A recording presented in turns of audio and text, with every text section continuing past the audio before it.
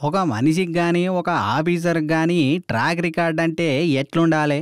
విక్రమార్కుడు సినిమాల పోలీసు రవితేజ లెక్క ఉండాలి, పోకిరి సినిమాల మహేష్ బాబు లెక్క ఉండాలి, సింగం సినిమాల సూర్య లెక్క నన్ను ఉండాలి. ఇట్లా సినిమాలలో చూపిస్తే సీటీలు కొట్టుకుంటా సంబరపడతాం కదా. అదే హీరో నిజ జీవితంలో ఉంటే ఎట్లుండాలనో చూపిస్తా చూడుర్రి. రేవంత్ రెడ్డి సర్కారు కొత్త ఐడియా హైడ్రా ఉంది కదా, దానికి రంగనాథ్ అనే ఆఫీసర్ను స్పెషల్ అపాయింట్మెంట్ చేసిర్రు. ఇక కథ వేరే లెవెల్లో ముంగటికి ఎట్లా పోతుందో మన అందరం చూస్తూనే ఉన్నాం కదా.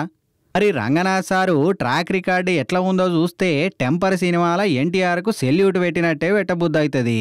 1996 గ్రూప్ 1 బ్యాచ్లో డిఎస్సి ర్యాంక్ అందుకున్న రంగనాథ్ సారు 2000 సంవత్సరంలో గ్రేహౌండ్స్ అసాల్ట్ కమాండ్గా పనిచేసిండు. గా తర్వాత కొత్తగూడెం డిఎస్పీగా, ఆ తర్వాత వరంగల్ జిల్లా నరసంపేట డిఎస్పీగా, 2004లో ఎన్నికలప్పుడు నక్సల్స్ అడ్డా అయిన ప్రకాశం జిల్లా మార్కపురంలో, ఆ తర్వాత తూర్పుగోదావరి అడిషనల్ ఎస్పీగా, 2014 దాకా ఖమ్మం ఎస్పీగా పనిచేసి ఆడికెంచి నల్లగొండకు బదిలీ అయిండు. ఆ తర్వాత వరంగల్ సిపిగా పనిచేసుకుంటా కబ్జా ఆరోపణలు వచ్చినాయని డైరెక్ట్ గా ఓ ఎమ్మెల్యేను నిలబెట్టి నిలదీసిండంటే రంగనాథ్ సారు రౌద్ర రూపమేందో, డ్యూటీ అంటే ఇష్టమెంతనో తేలిపోతుంది కదా నుల్లా.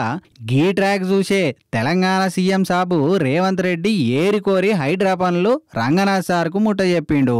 ఇక ఆ తర్వాత ఏమైందో మనం చూస్తూనే ఉన్నాం కదా.